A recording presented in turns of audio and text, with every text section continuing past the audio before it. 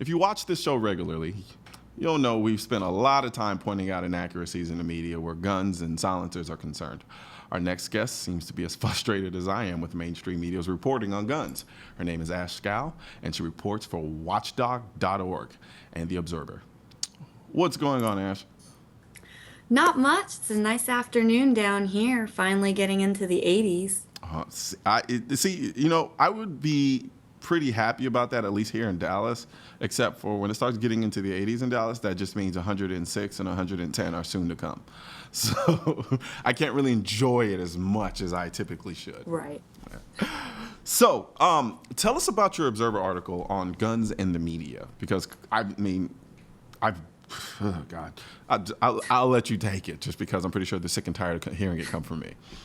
Right. Well, we see constantly that the media will become fixated on some issue about guns. You know, their main narrative is that all guns are evil and all gun owners are just, a breath away from becoming criminals. Yeah. But then they'll get fixated on these small issues. And their latest one is on suppressors, which of course they call silencers because that's what they're called in the movies. And of course the movies like James Bond, Jason Bourne, they all make it look like you can fire a gun and no one will hear it. Yeah. So that anybody who's firing one could just become an assassin really quickly. And it would be, and that this idea that it's really easy to get or make these, which is not the case. But when you actually look at what suppressors are and what they're used for and what they could be used for, you'll find that, Hollywood gets it wrong, shockingly, and then the media gets it wrong, shockingly. That suppressors actually only reduce the sound of a typical gunshot by about 30 decibels, from about 165 decibels to about 135, which is still, beyond OSHA requirements. Yeah. For people that work in loud places. It's about 115 is the acceptable level. So you're still above that, which means it could still hurt your hearing, and you can definitely still hear it. It makes it about as loud as a jackhammer, but then Yeah. you add in, the kind of sonic boom around a bullet.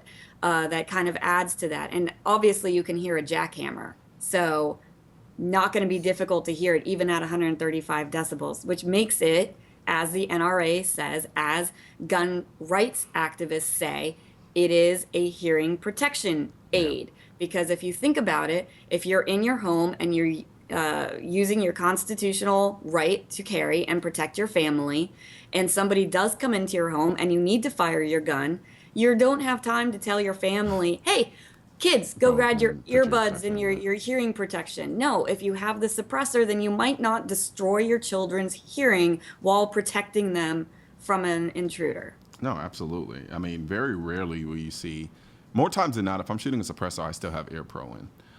There are very few times that you see me, and they're out there. There are videos out there of me shooting without any Ear Pro while I'm shooting a suppressor, and that's probably because I'm only shooting it a few times. Because after a certain, it's repeated exposure that causes a lot of the issue. And so for me, like you said, that sonic boom, it's not quiet. Like Right. there's nothing quiet about the sonic boom of a round breaking the sound barrier. But we are largely contending with people, a large group of people, which is the general masses of people who don't understand firearms, who have been indoctrinated with this idea that silencers make guns silent. What I find interesting too is this hyper focus on the idea that if you allow people to get silencers more easily, that it's going to be harder to detect gunshots and so forth and so on. And I'm like, well, if you look at a lot of the cases where there have been mass shootings, shooting stuff, most people disassociate what they hear anyway. So many times I've seen people interviewed and they're here like, I heard something, but I just thought it was this, or I thought it was that, or I thought it was this. Right. Exactly. Exactly. Other things sound like gunshots. I've mistaken, a transformer exploded once outside of my apartment building, and it sounded like a gunshot, a car backfiring. And those are things that you would hear, and people just mistake them, or they only hear it once. Yeah. So they think, that couldn't possibly be a gunshot. This isn't a dangerous area, No, you're absolutely right. And so it's definitely something that, it's going to take a lot of educating of people who don't know on our part, which unfortunately is tough because we don't necessarily have the same avenues and channels to do it the way they can. They can go out and make a multi-million-dollar movie and then reinforce this idea and notion that silencers make things quiet. I just got through watching the last episode of The Walking Dead, unfortunately, and the gun accuracy in that show is just atrocious. Like, and at first it was comical, and now it's getting to the point where I'm just like, gosh, they don't even try. Right. And Well, it's just so many people in Hollywood and the media are inherently just opposed to guns, and so they've never shot one.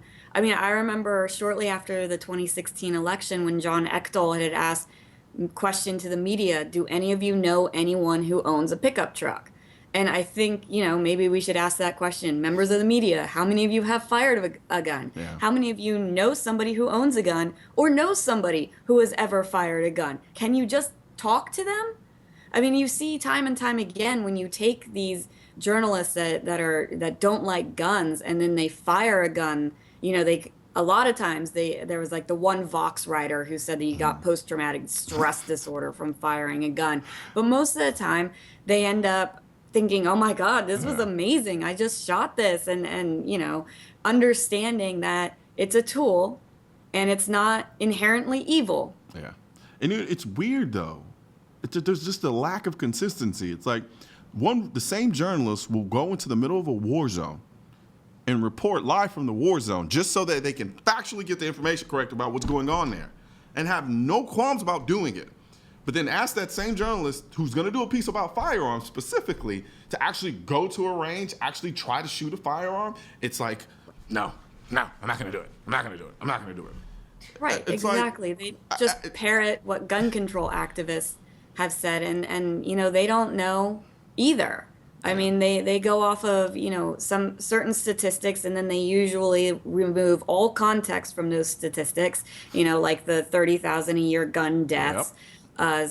Mostly suicides. Now, maybe some people who don't have access to a gun might not, but a lot of people that are determined to commit suicide just aren't going to be deterred by not being able to get a gun if that's what you really want to do. So, I did the research that on has that. to be a context that's included. Or even, when they say 100,000 people are shot every year by guns. Well, again, you're banning guns. There's also how many people are stabbed, how many people were saved by other people with guns. I mean, there's context to every statistic that just gets completely removed when it comes to guns. I did the research on that 30,000 stat because I'd been hearing it for years, right? Never really looked into it. And finally, the day that I did, I was so glad I did because I was like, holy crap. They've been basically living in this cocoon of a facade for decades. Over 60. We're not talking 60. We're not talking 50. Over 60%. We're talking more like closer to like 66% of those deaths are suicides. And as you pointed out, anybody who's committed to harming themselves, not having a gun isn't going to prevent them from doing that. But the interesting thing about that is if you compare us to other countries, which they love to do so often when it comes to the issue of guns, our suicide rate compared to other countries that don't have guns as readily available as we do are par. They're on par. We're right along each other. And in some cases, in places like Japan, it's even higher. And barely anybody has access to a firearm in that country. So, but like you said, without that context, you see that stat, 30,000. And by no means would I ever belittle or to act as if suicide isn't an important issue. It's just the wrong issue to focus on with respect to dealing with the Second Amendment right. Anybody who sees that stat will look at it totally different once they found out that over 60% of those deaths were suicides. Because the stat inherently in it itself tells you that America is a wasteland of killers who just run around shooting at people randomly. And it's a completely different perspective once you understand that context. And from your experience, I mean, what do you think is the biggest driver for journalists to kind of essentially get things wrong? Is it majority on purpose? Is it just sheer ignorance and laziness from a journalistic perspective? What do you think is the biggest driver of largely pushing these fallacies?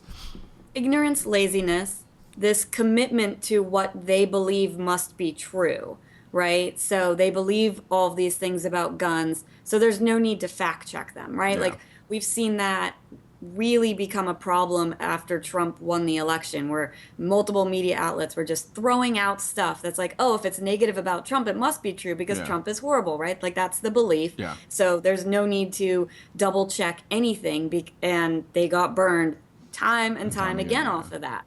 But when it comes to guns, it's so ingrained into so many millions of Americans' minds that these stats are true because they're repeated over and over and over again. And the voices that are like, look, here's the context around these statistics. That's once you have to explain something rather than just saying, oh, this number and this number. And if guns didn't exist, that wouldn't be the case. No one would be hurt in society, right? Like once you believe that, I mean, how are you? Yeah. Why would you ever check on that? Nope. You are absolutely right. I'm inclined to agree with you wholeheartedly. But thank you very much, Ash, for joining us. I would love to have you back on whenever you're available. Absolutely, it's fun. And I look forward to seeing some other pieces that you write in the future. All right. All right, you have a good one. You too. We're going to take a little break, and when we come back, we'll look at how the super rich prep for doomsday.